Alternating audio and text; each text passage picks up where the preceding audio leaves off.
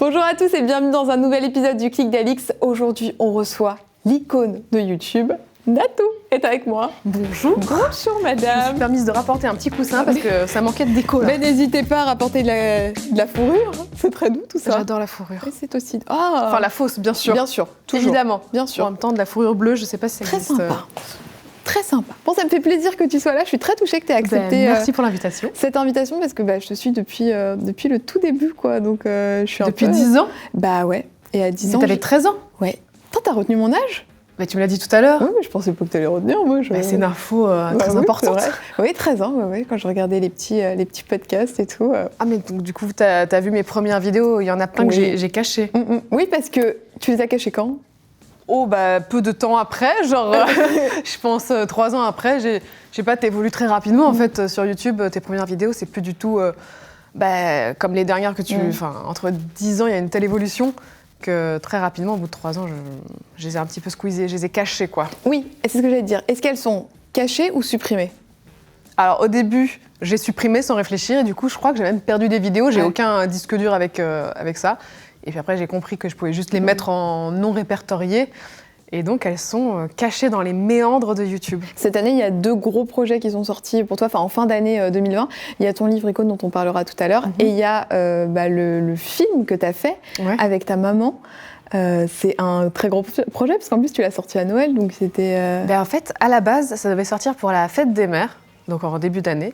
Mais on n'a pas pu le tourner avec le Covid, alors que vraiment, c'est un projet sur lequel, on a travaillé depuis des mois, donc ça faisait presque 1 an en tout, parce que le temps de préparer, d'avoir des autorisations du Lido, et de trouver les guests qui sont d'accord pour le faire, les costumes sur mesure.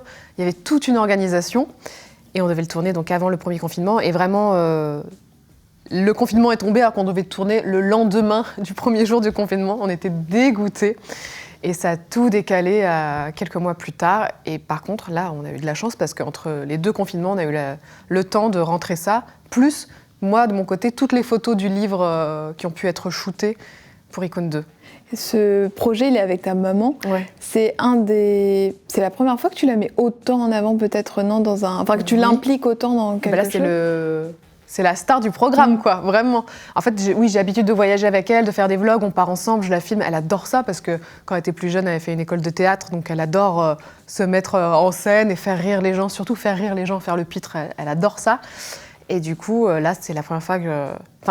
en fait, à la toute base, c'est YouTube qui m'a contactée en me demandant, qu'est-ce que j'aurais envie de faire si je pouvais faire quelque chose et que j'ai pas forcément les moyens de le réaliser là tout de suite. C'était une sorte de carte blanche qu'ils ont donnée à plein de créateurs. Et ils ont retenu mon projet parce que je pense que ça a touché une des membres du jury. Enfin, c'est pas moi, il n'y avait pas de jury, mais c'était... oui, choisissez quand même, c'est quoi. Ça, c'était une nana qui bosse chez YouTube en Angleterre. Et ça l'avait touchée parce qu'elle avait perdu sa maman l'année d'avant. Et je pense que oui, elle a dû se dire que ça transmet de bonnes valeurs et que, allez, go, on va financer ce projet, quoi. Oui, parce qu'en fait, il y a une petite vignette, il y a écrit YouTube Originals. Ouais. Donc ça, en fait, ça veut dire que c'est une production YouTube. Donc c'est YouTube qui te finance, qui te donne une enveloppe et ils te disent avec ça, tu fais ce que tu veux, c'est ça? Enfin, ce que tu veux, après, c'est quand même encadré, quoi. C'est YouTube, donc tu as plein de choses à faire valider. C'est pas non plus open bar et tu fais ce que tu veux. Oui, pas des trucs genre avec de l'alcool, de la drogue, ce genre de trucs, quoi. Et puis même, en fait, toute la structure devait me convenir à moi et à eux aussi, parce qu'ils avaient leur mot à dire au niveau de la créa. Donc ça s'est fait main dans la main, mais ils n'ont pas du tout été relous et ils étaient quand même plutôt satisfaits de ce qu'on proposait à chaque fois. Mais par exemple, ils voulaient apporter de la fantaisie au programme. Et l'idée des nains de jardin qui nous guident, on ne l'aurait pas forcément eu s'il n'y avait pas eu cette demande de fantaisie dans le programme. Et c'est cool, en fait, finalement, parce qu'on a allié nos idées tous ensemble. Et ça donnait cette espèce de conte de fées de Noël. Et du coup, oui, le fait que ça sorte pas pour la fête des mères, c'est pas très grave parce que c'est ce que du coup, en fait, pour Noël, c'était parfait. Vous avez quand même complètement remasterisé. Et les nains de jardin, à la base, ça devait être une référence au fait qu'il y a une époque, la Pologne, c'était le premier fabricant de nains de jardin au monde. Vraiment, waouh, la fierté. Et du coup, t'es d'origine polonaise, ta maman est polonaise, c'est ça? Ouais. Et du coup, ça s'est transformé en lutin de Noël. Voilà. Mais vous faites quand même la ref dans le film, au fait que ce soit les nains de jardin et tout. Ou non, tu le fais dans le making of. Ouais, c'est dans le making of que Parce qu'il y a plein de choses qu'on a dû cutter dans la version finale du projet, parce que c'était trop long, il fallait que ça rentre en 30 minutes. Il y a plein de petits passages où j'expliquais un petit peu plus, j'allais plus en profondeur dans les nains de jardin. Il y avait un moment où on avait apporté plein de spécialités polonaises à ma mère quand elle était en loge chez Harcourt, pour faire une petite référence à ses origines, et aux miennes du coup aussi. Mais il y a plein de choses qu'on n'a pas pu montrer. Et au final, tu sais combien il y avait de personnes qui ont bossé là-dessus ? Ne serait-ce que l'équipe technique, je sais pas, 15, 20... enfin, je veux dire, avec dedans les auteurs, parce que j'étais encadrée d'Anne-Sophie, qui était directrice d'écriture, qui, elle, pour le coup, a l'habitude de bien cadrer des scénarios, alors que moi, j'écris mes podcasts, des livres aussi, mais ça part un peu dans tous les sens. J'ai pas l'habitude d'une structure bien carrée, alors que là, il fallait vraiment que tout soit bien organisé, parce que tu pouvais pas faire vraiment d'impro et faire finalement on va aller là, alors que tout le monde nous attend de l'autre côté pour autre chose. C'était un parcours très précis qu'il fallait suivre. Et surtout, le suivre en ne dévoilant rien à ma mère, parce que tout était une surprise. Oui, c'est un truc, sur lequel je m'interrogeais. Elle n'était pas du tout au courant. Donc, c'est à la fois un truc un peu fiction, en même temps documentaire. Enfin, elle n'était pas au courant du truc. Elle n'était pas du tout au courant. Tu lui avais dit quoi, toi ? Une fois, juste, sans savoir qu'un jour, on allait me proposer une carte blanche, je lui ai demandé, maman, ce serait quoi ton rêve le plus fou ? Et elle m'a dit ça, genre, je pense il y a 2 ans ou 3 ans, mais ça m'a tellement marqué. Elle m'a dit, moi, je rêve de descendre les marches du Lido avec des plumes dans les fesses. Voilà, bon, je l'ai pas dit comme ça dans la vidéo, parce que c'est un joli film quand même. Oui. Mais en vrai, sa phrase, c'était ça. Et depuis que je suis petite, c'est vrai qu'elle l'a dit plusieurs fois, en vrai. Mais quand j'étais petite, j'ai pas retenu. Mais elle m'avait dit, mais c'est vrai que je l'ai déjà dit plusieurs fois à mes amis aussi. Et donc, c'était vraiment le rêve de sa vie, quoi. Descendre les marches du Lido. T'as toujours eu cette relation avec ta maman hyper fusionnelle et... fusionnelle ? Oui, forcément, parce que ma mère, c'est mon seul parent. Mon père est parti quand j'avais 4 ans environ, donc il n'est pas parti au ciel, il est parti, il a quitté le foyer, quoi. Il n'a pas du tout assumé son devoir, je sais pas, son rôle de père plutôt. Ouais. Et du coup, ma mère a tout géré, elle avait les 2 casquettes, et forcément, ça crée des liens où tu deviens très proche de ta mère. Je suis très admirative de ce qu'elle a pu faire en tant que mère célibataire. Il y a plein de choses que j'ai pas senties, mais qui en fait étaient super dures pour elle à gérer. Mais elle a toujours fait en sorte que je ne vois pas le côté compliqué. Il y avait quoi comme côté compliqué ? Déjà, on a pas mal habité en cité, dans des cités un peu chaudes, quoi, où c'est pas glamour, c'est pas toujours super fun. Et tu sais, le truc où ça sent la pisse tous les jours quand tu rentres chez toi dans les ascenseurs, dans la cage d'escalier, t'as des gens qui se piquent, on se faisait cambrioler. Enfin, c'est pas très gai, elle a dit tout ça comme ça. Mais en vrai, moi, j'ai rien vu de tout ça. Pour moi, c'était la vie normale, quoi. J'ai pas de comparatif. Et comment est-ce qu'elle faisait en sorte de t'enjoliver un petit peu le truc ? Ou est-ce que tu l'avais accepté ? Est-ce que, tu vois, elle te racontait, je sais pas, que si c'était comme ça, c'est pour une raison un peu plus jolie ? Par exemple, les mecs qui se piquaient, c'était des messieurs qui jouent au docteur. Ah oui, d'accord. Ouais. Et donc, je le voyais pas, je comprenais pas.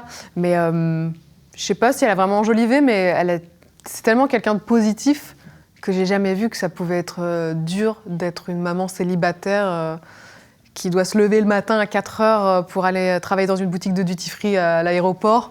Pour ouvrir la boutique à 5 h du matin, je l'ai jamais vu, quoi. J'ai jamais senti ça. On roulait pas sur l'or et pourtant j'ai eu des vacances et on avait une Renault Express, donc la voiture qu'on voit dans le programme. Elle en avait trouvé une, je pense que ça devait pas coûter très cher à l'époque, et elle avait aménagé un espèce de matelas en mousse qu'elle avait découpé elle-même pour faire un camping-car.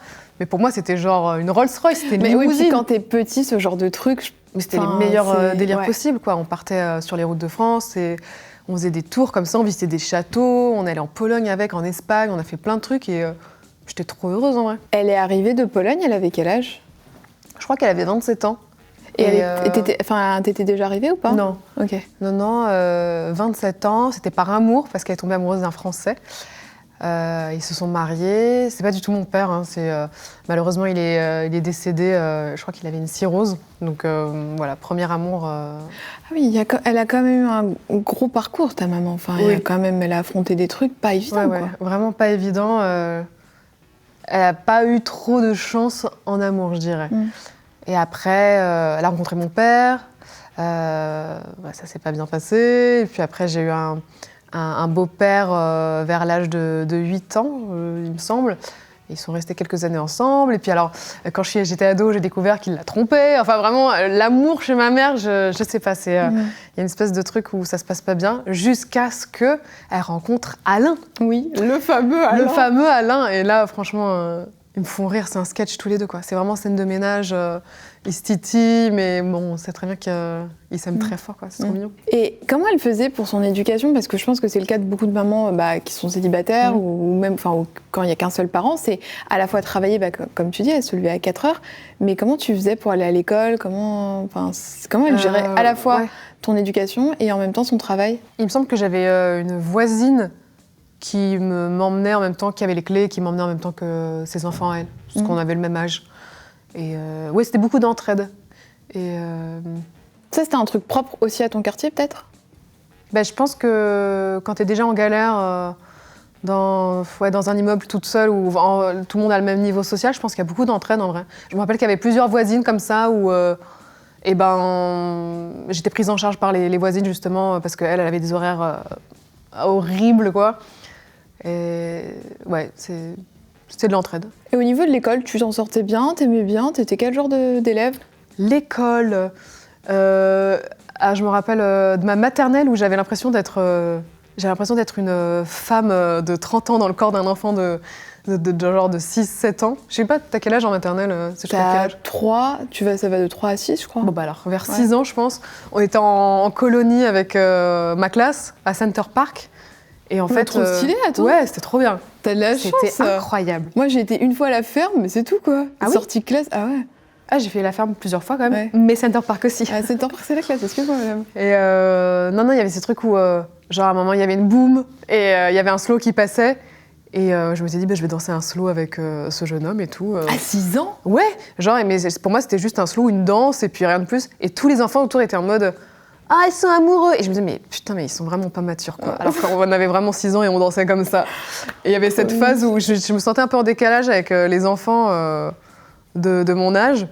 Et après, il y a eu toute une phase où j'étais très timide, très timide, et j'arrivais pas à parler. C'était quelque chose, pour moi, c'était insurmontable. J'arrivais pas à communiquer, et il y a eu quelques années en primaire où je jouais toute seule de mon côté aux billes, quoi. Je parlais pas aux gens.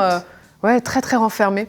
Et puis après, il y a eu le collège, et là, le collège, je pense que je commençais à avoir c'est tout le contraire, genre la crise d'adolescence pour compenser toutes ces années de je parle pas, je reste toute seule et tout ça. Et, ouais, il y a eu différentes phases, on va dire. Et après, qu'est-ce que tu as fait comme étude? Parce que j'ai vu dans plusieurs interviews que tu avais été dans la police, mais entre le lycée et la police, qu'est-ce que tu as fait?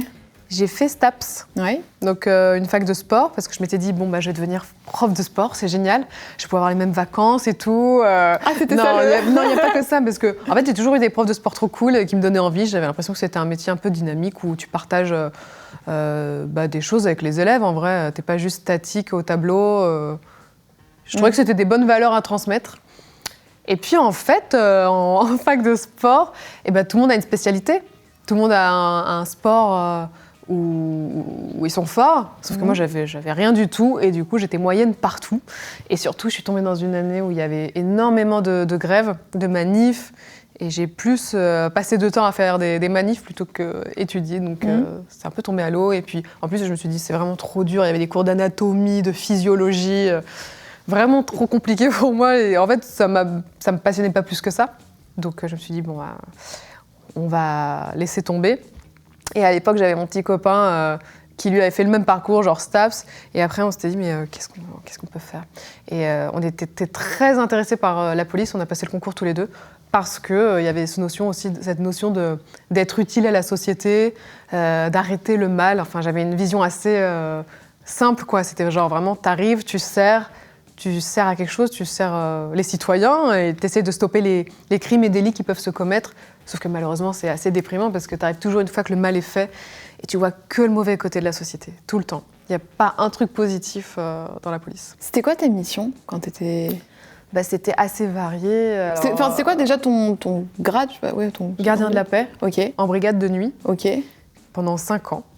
Donc j'avais un rythme complètement déphasé où je me levais tous les jours à 14h pour aller bosser après jusqu'à 6h du matin, quoi. Enfin, j'avais des cycles de 21h, 6h du matin, mais du coup, toute ma vie était complètement décalée. Et les missions, c'était assez varié. En fait, tu avais des nuits où il se passait rien, donc vraiment tu pouvais passer des heures à patrouiller, il se passe rien, ou alors rester au poste et t'attends des appels ou des prises de plainte et il se passe rien. Et autant t'as des nuits, c'est le chaos. Genre vraiment, t'as des violences conjugales, des tapages nocturnes, des rixes, donc des bastons dans la rue, des caillassages de pompiers, donc tu dois arriver pour essayer de sécuriser les pompiers pour qu'ils puissent faire leur mission. Des contrôles routiers, ça je détestais, genre vraiment, surtout en hiver, quand il est 3h du matin et qu'il fait moins 12 degrés, que t'es avec des jumelles comme ça, et tu fixes une voiture, tu fais mais qu'est-ce que je suis en train de faire de ma vie, quoi, vraiment, je sais pas du tout ce que j'ai envie de faire dans ma vie. Et ouais, je suis admirative des policiers, des bons policiers, qui sont là pour les bonnes valeurs, parce que c'est un métier très très dur, quoi, en vrai, et malheureusement, on est dans un monde où il faut des policiers. Et je suis dégoûtée, parce que moi, quand j'étais policière, j'ai jamais vu de violence, par exemple, je n'ai jamais assisté à ça. À des violences policières au sein de la police ? Violences policières. Et j'étais dans une brigade plutôt jeune et qui était motivée et qui était là pour des bonnes raisons. Et je suis vraiment triste de voir qu'il y ait des gens qui salissent tout ça, quoi. Parce que tu te serais mise en avant là-dessus pour contrer ça si tu avais été témoin de ce genre de choses ? Je pense que, déjà, de base, je savais que je voulais pas faire ça toute ma vie. Mais j'ai fait mes 5 ans parce qu'en fait, quand tu vas en école, t'es rémunéré. Et du coup, si tu quittes la police avant ton contrat de 5 ans, je crois que maintenant c'est encore plus, je crois que c'est 8 ans, moi c'était 5. Si tu quittes avant, tu dois rembourser ton école. Et moi, j'avais pas du tout les moyens. Je me suis dit, je vais au bout, je fais mes 5 ans et après on verra. Ok. Et si j'avais été confrontée à ça, déjà que je savais que c'était pas trop ma voie, peut-être que j'aurais dit quelque chose, quoi. Au moins, j'aurais fait remonter les infos au commissaire et après, ça m'appartient plus, quoi. Si le commissaire cautionne ça. Mais c'est pour ça, alors, c'est que quand t'as arrêté la police, t'as transitionné directement vers les réseaux, alors ? En fait, j'ai commencé à faire des vidéos pendant que j'étais policière. Parce que, comme j'avais un rythme de vie complètement déphasé, il m'arrivait d'avoir des nuits de repos en pleine semaine, genre la nuit de mardi et mercredi. Mais moi, mes potes, ils dormaient en fait, ils avaient un rythme bien réglé, comme les poules se levaient avec le soleil. Moi, c'était pas du tout le cas. Et du coup, j'ai beaucoup traîné sur Internet et je suis tombée sur des podcasteurs, des youtubeurs américains. Je connaissais aucun youtubeur français à l'époque. Et pour moi, je me disais, mais c'est fou que ça n'existe pas en France, je trouve ça génial. Je trouve ça trop simple de t'adresser directement à la caméra et de transmettre tes idées et de faire des sketchs, d'essayer de faire rire les gens aussi facilement. Et alors, de base, j'aimais bien faire des blagues, j'étais un petit peu quand même... La gaudriole du commissariat. Non, oui, de manière générale, oui, j'adore faire des bêtises et faire rire. Donc, quand j'ai vu ce format-là, parce qu'avant, jamais dans ma vie, je m'étais dit je vais devenir comédienne, auteure et tout, juste parce que j'aime faire des spectacles devant mes peluches. Quand je suis enfant, tu ne dis pas... T'avais pas eu de cours de comédie, non, pas du tout. Théâtre Pas du tout. Et du coup, je vois ce format-là, je me dis, mais c'est ça que je veux, c'est adapté. C'est pour moi, il n'y a pas de pression, je vais me lancer, on verra bien. Ok. Et quand tu t'es lancée, donc c'était en parallèle de la police, est-ce qu'il y a eu un moment où, au commissariat, ça s'est un peu répercuté contre toi, peut-être ? Pas vraiment. Après, franchement, j'étais dans un commissariat plutôt cool. Et quand il y avait des nuits où il se passait rien, je faisais un petit peu de montage en parallèle au poste. Et je montrais mes premières vidéos à mes collègues. Je pense qu'ils comprenaient pas du tout ce que j'étais en train de faire, quoi. Je sais pas, je devais avoir... 24 ans quand j'ai commencé mes premières vidéos. Non, 26 ans. Et ils devaient dire, mais c'est quoi ce délire à 26 ans de faire des petits sketchs comme ça en vidéo ? Bon, pourquoi pas, ça a l'air assez sympa en tout cas. Ils rigolaient, ou alors de politesse, je sais pas, parce que mes premières vidéos sont vraiment catastrophiques. Mais il y en a que je laisse pour montrer qu'on peut venir de loin. Non, c'est les débuts, c'est mignon. Oui, mais en même temps, il n'y avait pas tellement de... Aujourd'hui, on l'a avec ce regard-là, parce que tous les formats qui sont arrivés, tout est devenu très pro. Mais comme au début, c'était finalement que ça. Non, mais en vrai, j'aime bien le côté fait maison, un peu... vraiment avec les moyens du bord, quoi. Quand tu regardes, mais même les gens avec qui tu tournes en ce moment, même Cyprien et tout, quand ils ont commencé, c'était pareil. C'était la même chose. Mais moi, j'adore ça, en vrai. Il y a des youtubeurs qui se sont professionnalisés où je préférais les trucs faits maison. Et c'est pour ça qu'il y a plein de trucs encore que je fais un petit peu à l'arrache, avec des costumes nuls, parce que j'aime ce côté aussi où tu peux transmettre aux gens l'idée que tu peux te débrouiller, que tu n'as pas besoin d'énormément de moyens. Après, les vlogs que tu as fait. Oui, les vlogs, oui, totalement. Et puis, par exemple, là, j'ai fait un truc sur le fait que j'ai eu le corona, la Covid. Je sais pas, j'ai fabriqué une espèce de test PCR avec des cotons-tiges que j'ai scotchés ensemble. C'est un truc bidon, tu vois. C'est pas pro, c'est pas un accessoire méga réaliste. Mais c'est pas grave, tu le fais toi-même, c'est rigolo, t'as une perruque nulle, ça me fait marrer, quoi. En 10 ans de YouTube, il n'y a pas eu que YouTube, justement. Tu as développé pas mal de projets. Et là, il y a le très gros projet dont on parlait tout à l'heure qui est sorti fin d'année 2020. C'est le deuxième volet d'Icône. Qui est, comment tu l'appelles? C'est un livre? C'est un magazine? Comment tu le présentes? Un livre-magazine, un livre qui parodie la presse féminine. Oui, j'ai pas un mot qui synthétise tout ça. Parce qu'en fait, c'est vraiment sur un format magazine, pour le coup, quand on Il y en a qui appellent ça des MOOC, magazine livre. Ah, donc un MOOC humoristique. Ça, c'est un truc de boomer, ça, dire MOOC, non? Je sais pas, c'est dans ma maison d'édition qui dit ça. Pardon, la maison d'édition. Michel Lafon. On vous embrasse. Le format magazine, pourquoi ça s'est imposé à toi? Parce que là, c'est le deuxième numéro, il y a eu le premier numéro aussi. Pourquoi avoir fait ce format-là? Parce que, déjà, c'est une espèce de base qui te permet de faire 1000 choses. Un magazine féminin, tu peux parodier des pubs, des conseils beauté, voyages, déco, inventer des stars qui n'existent pas, faire des interviews. En fait, c'est vraiment un terrain de jeu énorme et tu peux t'éclater en allant d'un sujet à un autre. C'est trop drôle à faire, vraiment. C'est quoi la différence entre le 1 et le 2? Parce que j'ai lu les deux et je trouve que dans le 2, tu vas un petit peu plus... moins bien. C'est un truc horrible. C'est bof. Moins bien que le 1. Moi, je vais dire, j'ai même préféré le 2 parce que te mouilles, entre guillemets, un tout petit peu plus sur des sujets plus engagés. Il y a des références à l'affaire Weinstein, il y a des références sur les violences policières, enfin, il y a plein de trucs comme ça qui sont pas évidents. Et je t'avoue qu'à aucun moment, en l'achetant, je pensais que j'allais tomber sur ça.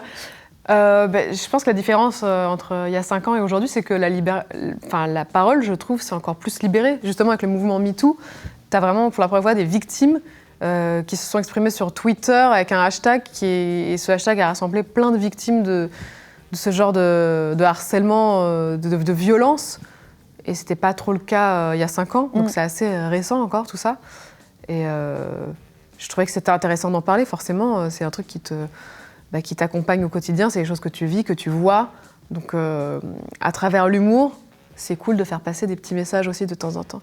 Il y a des messages aussi sur le climat, il y a encore le tabou des règles, mais ça commence à être de plus en plus, quand même, moins tabou, donc c'est trop bien.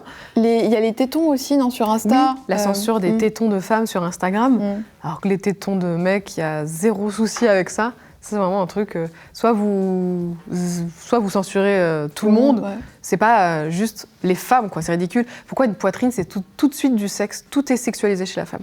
Dès qu'il y a de la peau et de la chair, c'est du porn, quoi. On censure, faut arrêter ça, quoi. Il y a des vrais sujets sur ça. Et, est-ce que quand tu abordes justement ce type de thématiques qui peuvent être clivantes, si tu veux, tu t'aides d'auteurs ou de gens sur qui tu peux prendre conseil en disant comment est-ce que je peux aborder au mieux cette thématique-là pour qu'elle soit le mieux entendue et le mieux comprise, en fait? Sur le livre, je travaille avec mon éditeur et c'est le même que sur le premier. Du coup, lui, par exemple, l'article sur MeToo, je l'ai écrit toute seule, mais c'était très important qu'il le relise pour pas qu'il y ait de mauvaises formulations, qu'il y ait une chose qui soit mal interprétée. C'était un texte très important pour moi, celui-là, par exemple. Cette page est vraiment importante. Et en fait, c'est une parodie. Je fais que Harvey Weinstein, ça devient un génie incompris. Et c'est Albert Weinstein, donc c'est un jeu de mots. Et en fait, il est en train de faire toute une formulation pour expliquer qu'en fait, s'il mettait la pression aux comédiennes, c'était pour faire exploser leur carrière, donc l'explosion atomique, tout ça. Tu as des mélanges de formulations. Et à la fin, tu as la juge qui se lève et qui raye toutes ces formules et qui fait... lui, il avait noté E égale MC2 et elle raye, elle fait E égale MeToo. Enfin bref, il y a une petite morale mignonne, je trouve. Mais non, là, j'ai juste fait relire par mon éditeur pour être sûre que tout soit bien. Mais ça vient entièrement de moi. Enfin, je pense que je suis complètement capable de m'exprimer sur ces sujets. Même si des fois... avant, là, c'est toute cette vague d'interviews que je suis en train de faire pour le livre et la promotion. Je refusais toutes les interviews parce que je me disais « Oh non, mais je vais dire des bêtises et tout ». Et en fait, non, il n'y a pas de raison. Je peux totalement donner mon point de vue et je ne suis pas plus bête qu'une autre et j'ai des choses à dire. Donc, voilà.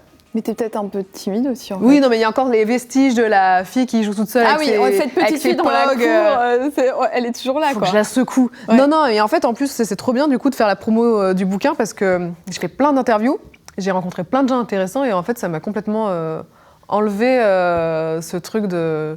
C'est un peu détendu, je me mets des risques, je m'expose et je peux dire des bêtises et je suis nulle en interview. Et en fait, je me dis non, mais ça va en fait, tout va bien. Ouais. Vas-y, fais tes interviews, c'est trop cool en fait. Ouais, puis c'est tranquille. C'est trop cool de raconter sa vie.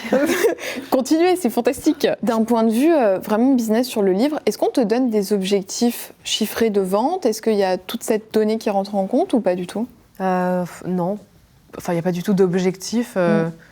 En plus, aujourd'hui, dans l'édition, c'est un milieu un peu compliqué. Donc, non, il n'y a pas d'impératif. Le premier, d'ailleurs, on était très étonnés du succès que ça avait rencontré parce que j'étais la première youtubeuse en France à sortir un livre. Il y avait Enjoy Phoenix en même temps aussi. On était vraiment les 2 premières. Et personne ne s'attendait à ce qu'on vende 350 000 livres. C'était fou.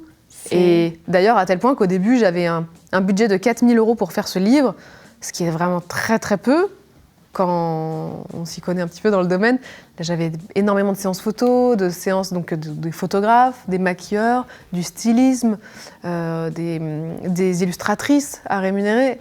Et c'était vraiment genre, tout le monde a réduit ses budgets en se disant bon bah voilà, on va le faire parce que on veut que le projet existe, mais j'avais vraiment très très peu d'argent pour le faire. Et là, même, ils avaient imprimé, il me semble, combien de livres au départ? 8 000 et en un jour ou 2, c'était terminé, quoi. Et là, ils ont compris qu'en fait, il y avait qu'il y avait du potentiel et que... Ouais, voilà, c'était marrant parce que j'avais l'impression qu'au début, on n'y croyait pas trop vraiment. Et quand c'est arrivé, ça fait un raz-de-marée. C'est toujours la même chose, je pense que les gens ont du mal, mais même... quand c'est la première fois... Oui, puis il y a ce truc aussi, tu vois, du youtubeur, tu sais pas, est-ce que vraiment ça a de l'influence? Est-ce que vraiment... Mais après, je comprends, parce que ne serait-ce que vendre 8 000 livres, le tirage qui était au départ, c'est beaucoup en vrai. On se rend pas compte, mais dans l'édition, c'est déjà beaucoup. T'aimerais bien écrire un livre, peut-être, vraiment un livre avec, je sais pas, un récit, une fiction, quelque chose de plus littéral, ou pas? Ouais, j'aimerais bien. Après... c'est vrai que je ne me suis jamais encore posée là-dessus. Vraiment, je suis déjà bien occupée en écrivant des sketchs et des vidéos, et des podcasts audio aussi en ce moment. Donc, mais je pense que j'adorerais ça. Enfin, ça ne me dérangerait pas du tout, d'ailleurs, de juste écrire des choses, peu importe pour qui, et ne pas être face à la caméra. C'est pas du tout un truc qui me dérange. T'écris, toi, pour les autres ou pas? Pour les autres, non. Mais si un jour j'étais amenée à faire ça, ça me dérangerait pas du tout. Ah, on t'a jamais proposé? Je pensais qu'on t'avait peut-être proposé pour de la télé ou pour des cours, pour... Non. Je pensais. De tous les tournages que t'as fait, c'est quoi le tournage que t'as préféré, genre de toute ta carrière? Bah, c'est compliqué, hein, parce que forcément, y a le projet avec ma mère, qui... j'ai vraiment rassemblé toute une équipe pour réaliser un rêve... qui n'est pas mon rêve à moi, mais celui de ma mère, donc pour quelqu'un d'autre. Donc faire plaisir à quelqu'un j'aime d'autre. plus que tout. Et puis il y a aussi, je sais pas, la vidéo du 1er million d'abonnés, où c'est un truc symbolique. 1 million, c'est tellement énorme, ça fait rêver, quoi. Après, il y a eu un voyage au Bangladesh pour aller voir le camp de réfugiés des Rohingyas avec Jérôme Jarre. Ça m'a beaucoup marqué aussi. C'est un truc c'est un truc auquel je repense assez souvent. Il y a plein de petites étapes comme ça, ou des vidéos plus importantes que d'autres sur ma chaîne. T'aimerais bien t'investir dans des assos, et comme cette vidéo au Bangladesh, refaire des projets un peu associatifs sur ta chaîne? C'est vrai que même plusieurs fois, je me suis dit non, mais je peux pas porter un projet, je vais mal le représenter, je vais mal le faire et tout. Il y a plein de choses où j'ai pas osé dire oui. Et là, récemment, je sais pas, avec ce truc d'interview où je me sens vraiment à l'aise, j'ai commencé à accepter des choses. Et là, par exemple, j'ai porté un projet avec d'autres personnalités pour la Maison des Femmes de 93. Donc, c'est une maison d'accueil qui prend en charge des victimes de violences conjugales, de viols, d'inceste, vraiment des femmes victimes de violences en général, et qui les accompagne, qui les soigne. Et je trouvais que c'était un projet incroyable, parce que c'est aussi une structure où en fait tu peux déposer ta plainte directement. Et moi, comme j'étais policière, je sais que quand tu viens déposer ta plainte, c'est déjà une démarche très lourde, mais ensuite tu dois aller faire constater tes blessures. Donc c'est une deuxième démarche. Et ça peut vraiment être un frein dans ton élan dans ton ta élan volonté de porter juré. plainte, Ouais, quoi. c'est ça. Alors que là, tu as tout sur place et ça simplifie les choses vraiment. Donc j'ai trouvé ce projet incroyable. Et donc il y a eu une vidéo où on appelle les gens à faire des dons dans une cagnotte. Et l'objectif, c'était d'avoir 150 000 € pour ouvrir une deuxième structure comme ça à Marseille. Et l'objectif a été atteint, donc c'est trop cool, ça s'est fait. Je suis trop contente de faire partie de ce projet. Et là, je fais une campagne contre le cyberharcèlement aussi. Et je suis trop contente, en fait, d'utiliser ma parole et la portée que je peux avoir pour transmettre des sujets, des valeurs qui tiennent des bonnes valeurs. Ouais. Et après, en général, dans mes vidéos, j'essaye quand même aussi de transmettre le fait que, il faut s'amuser, il ne faut pas prendre en compte le regard des autres, les insultes. J'essaye et j'ai beaucoup de retours là-dessus en mode putain, j'ai regardé tes vidéos quand j'étais ado et maintenant, grâce à toi, je me prends moins la tête justement sur des moqueries d'autres personnes, j'en rigole. Oui, on fait d'assumer son style aussi parce que tu as toujours eu un style, que ce soit vestimentaire, parfois capillaire et tout, décalé entre guillemets de la normale, tu vois, des gens. Et c'est vrai que sur ta chaîne, j'ai jamais vu de vidéo, tu sais, par rapport à ça, par rapport aux critiques que tu pouvais te prendre. Tu as toujours été discrète là-dessus. On ne sait pas vraiment comment tu le ressens, ça. Je le ressens. En fait, le truc, c'est que j'ai commencé à faire des vidéos à 26 ans. En plus, après avoir été policière, où j'ai vraiment vu des trucs assez trash, très durs, qui te font relativiser, en fait. Où tu te dis, bon, c'est pas quelques messages, même si des fois, tu sais pas pourquoi, il y a des journées où je pense que ça doit venir d'un forum, où les gars se mettent d'accord pour vraiment te cibler toi pendant une journée, tu t'en prends plein la tronche. Mais je me dis, au final, c'est peut-être beaucoup de messages d'un coup, mais c'est du virtuel, c'est des gens que je connais pas du tout, leur avis ne compte pas. Et en fait, je m'en fous complètement de pas plaire à des gens qui te font des blagues misogynes. Je m'en fous, mais royalement. Et donc, peut-être qu'il y a des moments où ça va me toucher pendant 1 heure ou 2, et après, je me ressaisis, et je relativise, je fais, mais meuf, t'as vu des trucs tellement chauds, tu peux pas te prendre la tête par rapport à des mèmes nuls. En plus, tu les as vus 1000 fois, c'est toujours les mêmes, c'est même pas original. Ou des fois, c'est plus hardcore, on te dit que tu peux aller mourir, t'es vraiment pas drôle, crève, des trucs, c'est violent, mais c'est tellement pauvre en même temps, intellectuellement, ça n'apporte rien que je préfère vraiment me focaliser sur toutes les ondes d'amour que je peux avoir, quoi. Et puis sur tous les projets que tu peux développer, parce que ce qu'on disait tout à l'heure au make-up, c'est que ce qui est top, c'est que tu as vraiment réussi à sortir aussi de YouTube pour aller ailleurs, parce que tu en avais envie, tu vois, c'est pas du tout une obligation. Il y a notamment le show sur Amazon, il y a eu le film au cinéma, Le Manoir. Est-ce que tu aimerais bien refaire un peu de cinéma ou pas ? Franchement, oui. Après, j'ai déjà tourné dans des séries aussi sur TF1, mais il n'y avait pas les potes. Et du coup, je me suis moins amusée. Tu tournes beaucoup avec tes potes, c'est vrai. Mais j'adore ça. Oui, en fait, j'aime ce côté familial. C'est rassurant aussi, c'est réconfortant. C'est la famille, quoi. T'es ensemble et vraiment, tu passes des bons moments. Donc, le cinéma, oui, mais je pense que je serais trop flippée d'être sans mes potes. Donc, après, je dis ça, mais si on me propose un truc de malade, je fonce, évidemment. Mais je pense qu'avec les conditions de cette année, ça va être compliqué, tu vois. Mais en fait, je m'amuse tellement sur Internet et dans mes livres et tous les projets que je fais que c'est pas une frustration ou un truc ou un manque dans ma vie, quoi. Comment est-ce que tu gères les tournages justement avec tes potes ? Est-ce qu'il y a des espèces de, je sais pas, vous mettez des petites règles pour pas que l'amitié prenne le pas sur le pro, ou l'inverse, que le pro prenne le pas sur l'amitié, tu vois Ou vraiment, genre, c'est comme ça et ça s'est toujours bien passé, ou il y a déjà eu des petits... Non, ça s'est toujours bien passé. Maintenant, en fait, c'est des amis que j'ai rencontrés en faisant des vidéos qui sont dans le même domaine. Enfin, il y a des stylistes, des réalisateurs, des producteurs, des productrices. On est un petit peu tous dans cet univers assez créatif et on a le même délire, donc c'est trop cool. Et non, il n'y a pas du tout de conflit d'intérêts ou quoi. Enfin, c'est assez naturel. On ne joue pas des personnages, on est nous-mêmes, donc... Oui, ça va. Oui, c'est vrai. Bon, justement, parce qu'on parle de tes potes, je voulais faire le jeu de la casquette mystère. Le jeu de la casquette mystère, peut-on me donner les casquettes, s'il vous plaît ?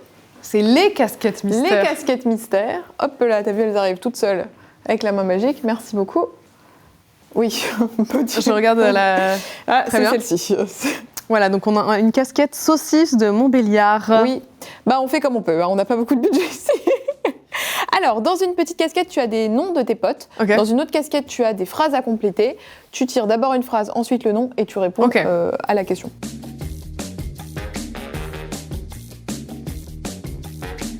très bien. C'est parti. Vas-y, je te laisse. Alors, ta première impression sur Amy Elter. Eh ben voilà. La première, mais où est-ce qu'on s'est vus? Je sais plus, il y a eu tellement d'événements, mais je pense que la première fois on a vraiment parlé ensemble, on était invités par JBL à Las Vegas pour un festival. Oh, c'est pas dégueu comme condition. Et il y avait Pitbull qui chantait. C'était peut-être la première fois où on s'est retrouvés que toutes les deux. Ouais. Et je trouve que c'est une bosseuse incroyable, vraiment une passionnée. Quand elle te parle de ses projets, tu vois qu'elle les vit en fait, pour de vrai.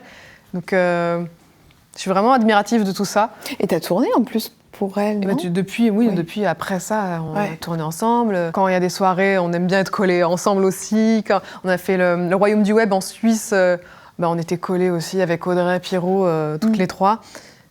Non, elle n'était pas là cette année. Je sais plus.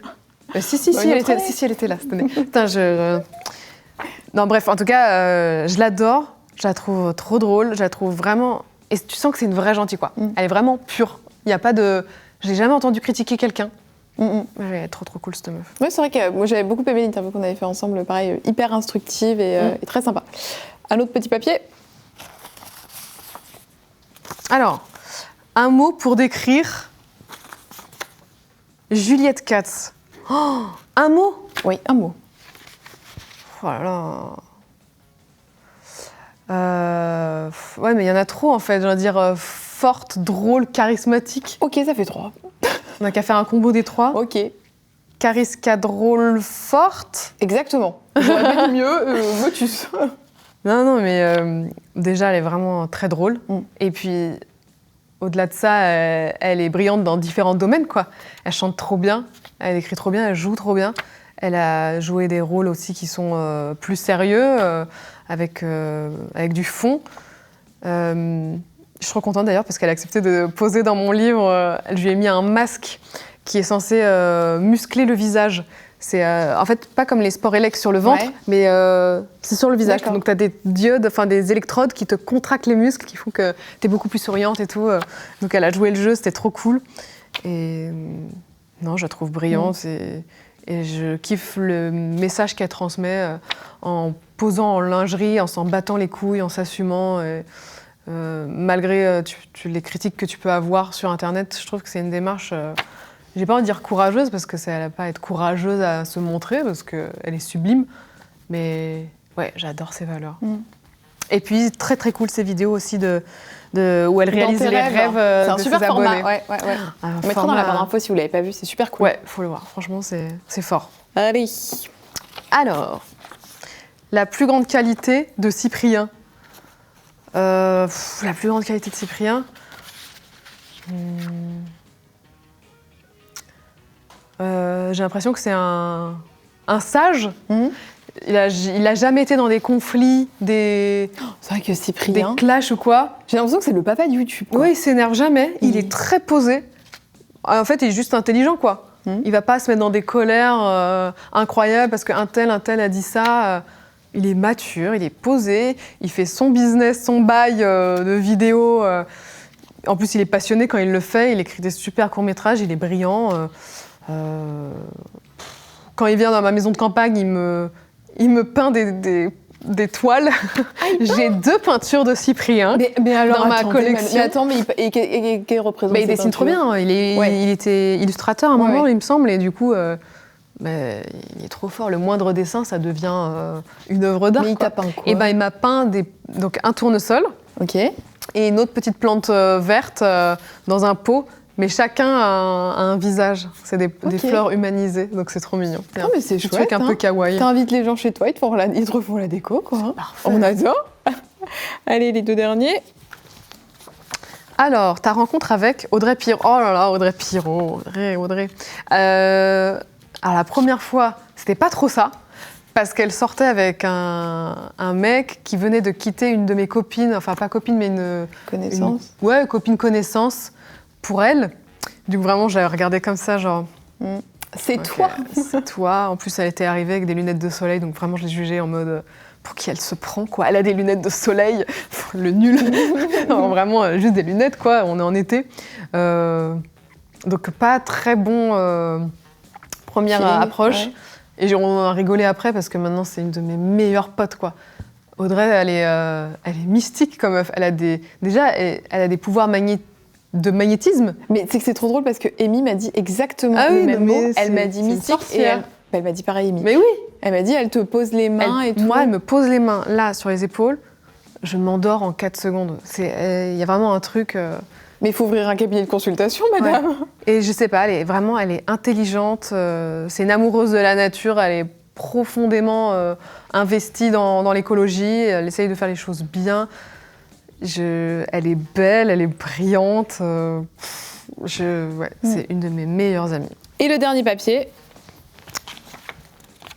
Alors, ton meilleur souvenir avec Carlito, c'était très très cool quand on a passé la nuit dans un espèce de château hanté pour Netflix, ça s'appelle Jusqu'à l'aube.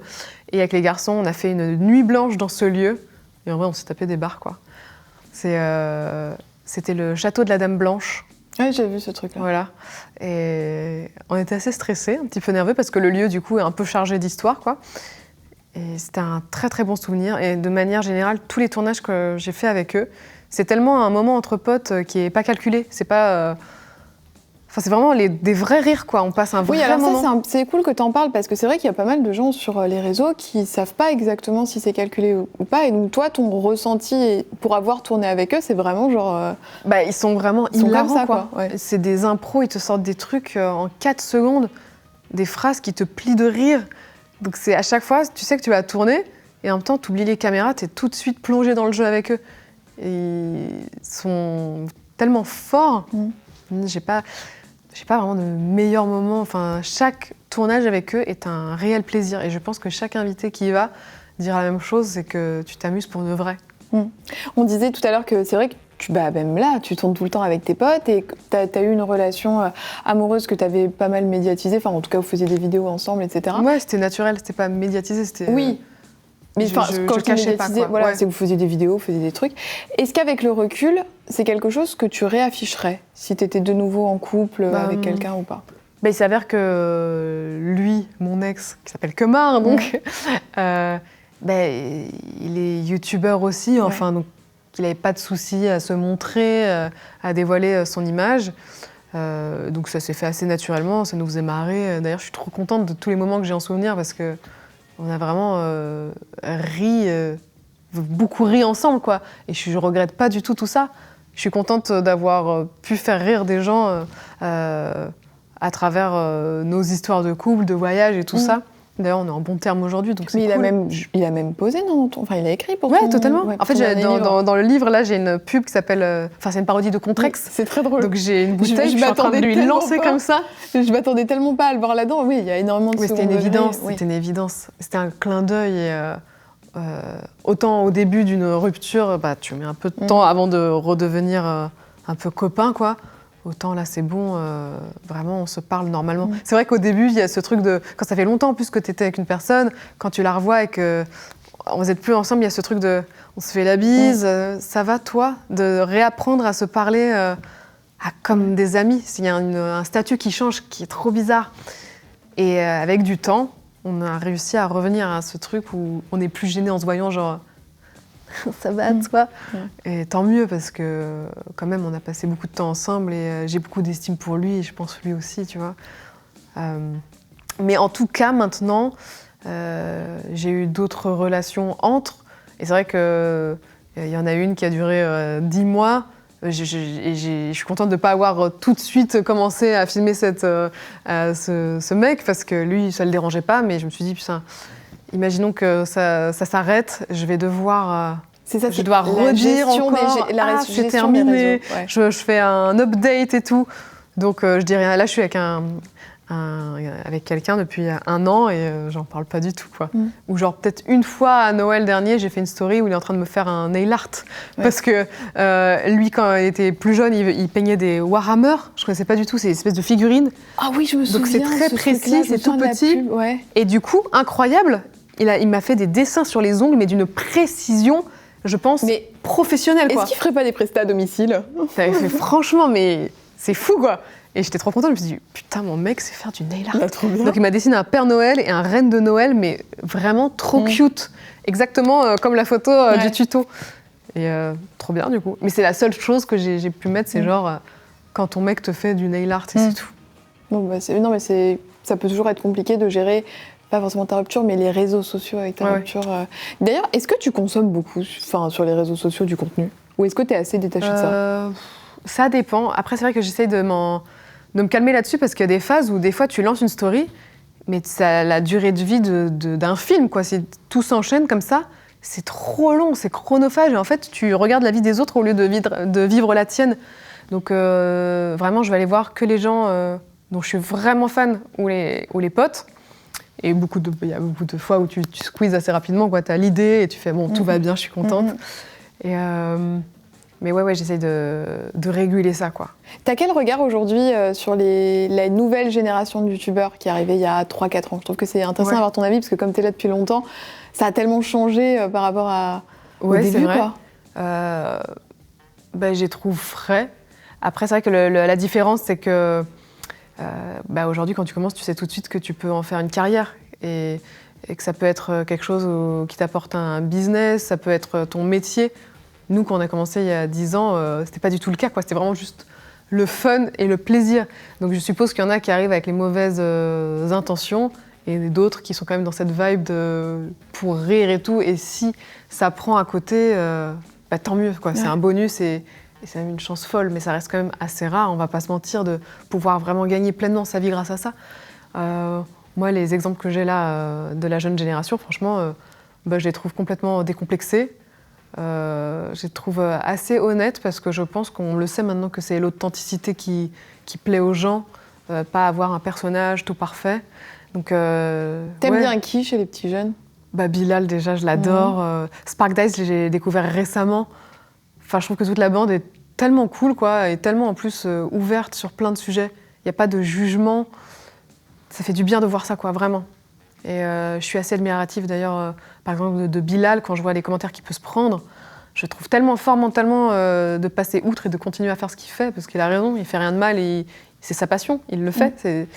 Et moi, ne serait-ce que quand je poste une photo avec lui sur Twitter ou Insta, je lis 2-3 commentaires toujours dans le lot qui sont atroces.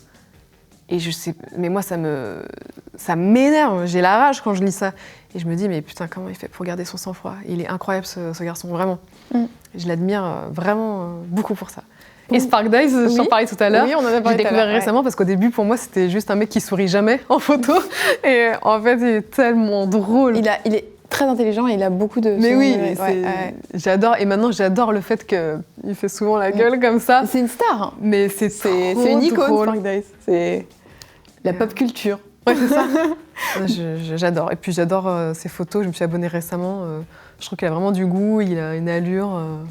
Ouais, j'aime bien. Petite déclaration d'amour à Spark Dice. Non, mais en plus, je lui ai écrit un DM sur Insta pour lui dire que j'ai découvert récemment et que vraiment je le trouve trop drôle. Comme une fangirl, ouais, tu sais. T'as le droit. Hein. Et bien justement, comme une petite fangirl, à la fin de l'émission, il y a toujours un petit gimmick du truc, c'est qu'il faut que tu me donnes des gens que t'aimerais bien voir à ta place, qui viennent se confier, alors soit tes potes, soit des gens dont t'aimerais bien apprendre un petit peu plus sur le parcours. Et comme ça, moi, ça me permet de leur envoyer un petit mail. Oui, en fait, tu m'as été recommandé. Mais moi, j'ai envie que tu viennes interviewer Audrey Pirot, la sorcière, en fait. Avec plaisir. Qu'elle nous révèle... Ce qu'elle pas très... Ce qu'elle nous révèle... non, mais bon, c'est pourquoi on dit ça. Oui. Ouais, qu'elle nous révèle comment elle fait, tous ses petits rituels avec la lune, tout ça, quoi. Ces potions magiques. Audrey Pirot. Ouais. Ok, et avec grand plaisir. Bon, de toute façon, tout ce dont tu as parlé, Natou, c'est dans la barre d'infos, les réseaux sociaux, ça s'affiche juste là. Comme d'hab, vous nous dites dans les commentaires ce que vous en avez pensé. Et nous, on vous fait des très très gros bisous et on vous dit à bientôt. Ciao. Bisous.